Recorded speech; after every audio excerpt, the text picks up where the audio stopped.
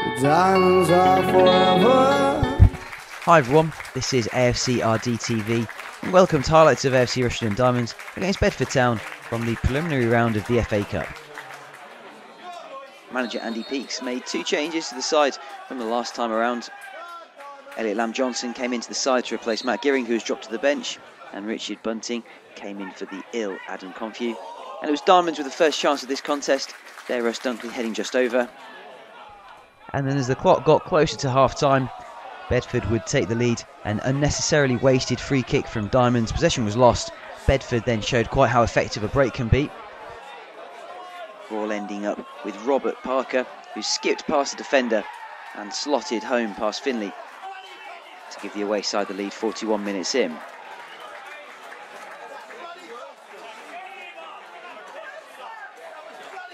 There was still time, however, for the Diamonds to have a couple of opportunities to try to make amends before the half-time whistle came. Here Faisal Career going just over with the header. And then later on, after this cross from Jack Ashton, the ball was played in toward Dunkley, whose chest down was perfect and whose finish went just over the crossbar. So half-time in this one, AFC Rushden Diamonds 0, Bedford Town 1. And on the general reflection of play, that was probably a fair and accurate scoreline. This meant that Diamonds would have 45 minutes to continue their quest in the FA Cup. And after a couple of tactical changes and personnel changes, the half went on. Diamonds came more into it. There, Lamb-Johnson with a shot straight at away keeper Crockett. Before that header from Faisal Career was cleared off the line.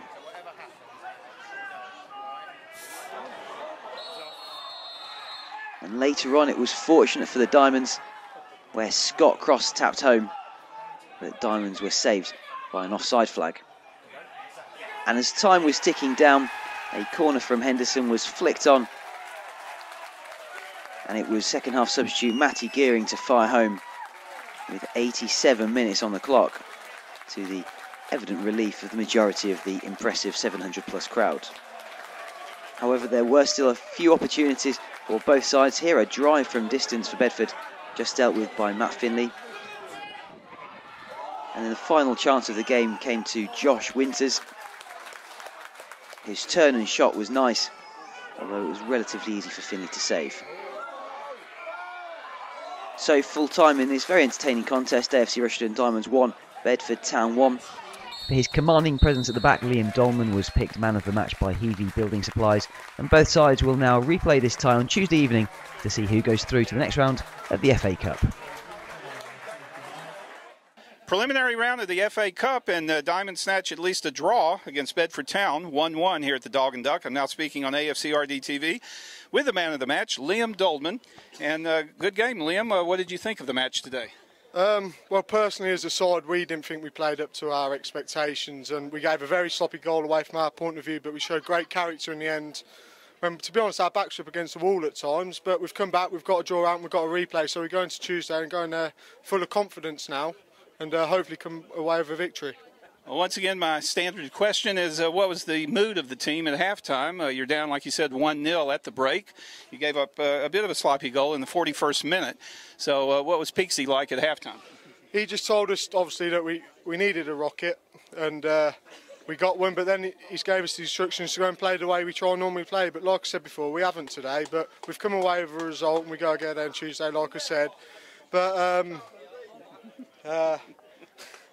like I said, they're a good team, so we know what we're up against now, and hopefully we can go there and do the business. We always talk about the magic of the FA Cup, and magic for Diamonds hit in the 86th minute. Little Matty Gearing with a lovely goal with the equaliser to put Diamonds in shape for a replay. Yeah, I mean, it was a long throw. I don't think we scored off one yet, but when our backs are against the wall, like I said, and we're chasing the game, sometimes you have to do different things, and luckily enough, it's come off. And it's a good finish, to be fair, off his knee, I think. So it won't be AFC Kempston Rovers on Tuesday evening, but rather an away match at Bedford Town. So will it be a disadvantage playing away, or that you just have to deal with it? Yeah, obviously, you know you've got to play away from home. I'm sure we'll take great support again that all the lads thrive off. So hopefully the supporters come along and cheer us on and we can give them a good result. You fit in well with Diamonds. I think already now second or third game as man of the match, so you have to be happy here with AFC Diamond. Yeah, I'm very happy. I'm very much enjoying my football, but there's a great bunch of lads and staff here, so we're in it all together and we know what we've got to achieve, so that's what we're pushing along to do. All right, and one more since you're one of the new boys, a little more about you. Which team as a lad did you support? Did you have a favorite player or two as you were growing up? Yeah, to be honest, it's not so much when I was younger, it's over recent years. I looked up to John Terry. For me, he's a proper defender. He defends first, so yeah, I look up to him quite a bit. Long-time captain for the England national team as well, and would Chelsea be your team of choice? No, they're not. No. Liverpool are. Oh, the Reds. Yeah, so try and get and watch them as much as I can, but obviously with football you can't. Well, good luck with Mario this season, and great game, Liam. Good to see you. Cheers, thanks a lot. Well, thanks for that, Bruce and Liam. I'm now joined by first team manager Andy Peakes. Andy, bit of a get out of jail free card there? Yeah, I mean, it gets to the stage. In the FA Cup, you think the time's limited, so you had to get a late goal. Yeah, happy to get that and have another bite of the cherry, really. And certainly, I know we've only played about half a dozen games, but certainly the worst game we've seen featuring the Diamonds. Yeah, I think the first 10 minutes was probably all right. After that, not to the standard we really want, no. And a couple of changes, well, one change before the match. Adam Confu's man of the match last week, not featuring today. That surprised a few people. Yeah, no, he cried off early this morning with illness, which is, you know, he was gutted not to be able to do it, but he'd been dire and sickness all morning, so it was definite no-brainer. So that was a massive blow because he's been excellent, yeah. But Richard came in and he had a good game, I thought. Yeah, he played well. He missed a week with his calf. He probably would have preferably give it a little bit longer, but he came in at the last minute, really. He was going to be part of the squad anyway, so it wasn't the end of the world. But, yeah, he got through it. And then we lost Aaron Parkinson just before half-time. Do you know what's happened there? Because he made a pretty sharp exit. Yeah, he dislocated one of his fingers, but I think a bone came through the skin, so it was not a nice one, hence the ambulance. And he was playing really well, Aaron, I thought. Hopefully we'll get pictures of that afterwards. I don't want to see him. Okay, then we give away a sloppy goal from a stupid position, really. Yeah, it was their free kick. We've tried to roll it short, got blocks, and they broke because obviously we'd committed a lot of players forward for a delivery into the box. So, yeah, not off the training ground and a horrendous one, really. And then that got us through to half-time. What were your words to the team at half-time? To get back passing the ball, really. Thought we went a little bit too long to Russell. They know him really well, so they were just dropping off and letting him flick stuff on, really. So I wanted to shorten it up and play a bit more football, which didn't particularly happen. But obviously we played into their hands by giving them a goal, giving them something to keep hold of. And yeah, we huffed and puffed a little bit, really. And then we'd finally got an equaliser, about 5 minutes to go. Substitute Matt Gearing, well done for keeping Wake long enough to get him on. Yeah, no, he said to him, go on and make a name, and he did, so fair play to him. Yeah, he showed a good attitude. I said this year it's going to be a mix and match at times. We're going to have to change things for certain reasons. He took it in the right way and he's come on and proved a point, so yeah, good for him.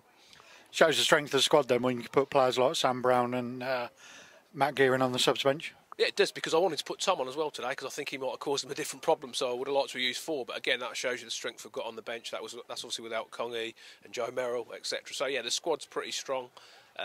Today, hopefully it'll be another one of those where we take a lot from it and got a result, even though we didn't play particularly well.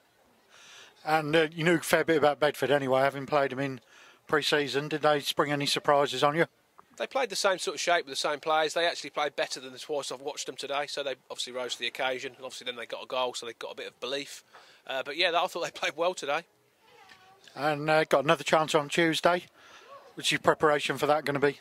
We're going to have a chat, me and Lammy, tonight and decide whether we train or do anything Monday night. But obviously we'll go Tuesday. We'll be ready to face them, hopefully get through to the next round. And apart from Parky, is there anybody else likely to be missing? Not as far as I know. Hopefully Bunce will be okay. We took him off a little bit of precaution towards the end, slightly to change it, but also I didn't want him to pull it when he got tired in the last 15 minutes. So he'll ice it. Hopefully he should be okay. I don't think there's any other injuries, so we should have pretty much full squad. I think Joe's back as well, which is a big plus when he is back. So Jamal was around again today, so he's not a million miles away. So the squad's looking strong. And fans were pleased to see Quincy. Yeah, no, spoke to Quincy, got the all clear. He's trained a few times anyway, got the all clear this week to actually play matches again now, so he'll get more and more involved, play some 21s game and get himself back to fitness, and he's another option. And taking some positives. It's always a sign of a good team if you can play like a bunch of dogs and still get a result. Very nicely put. I did say that in the change room, not quite as bluntly as that, but it is a sign of a good team when you have a bad day and still get something out of it. So we're still in the hat. And that's Well, we'll have a chat on Tuesday, Andy. Looking forward to it already. Cheers, Dan.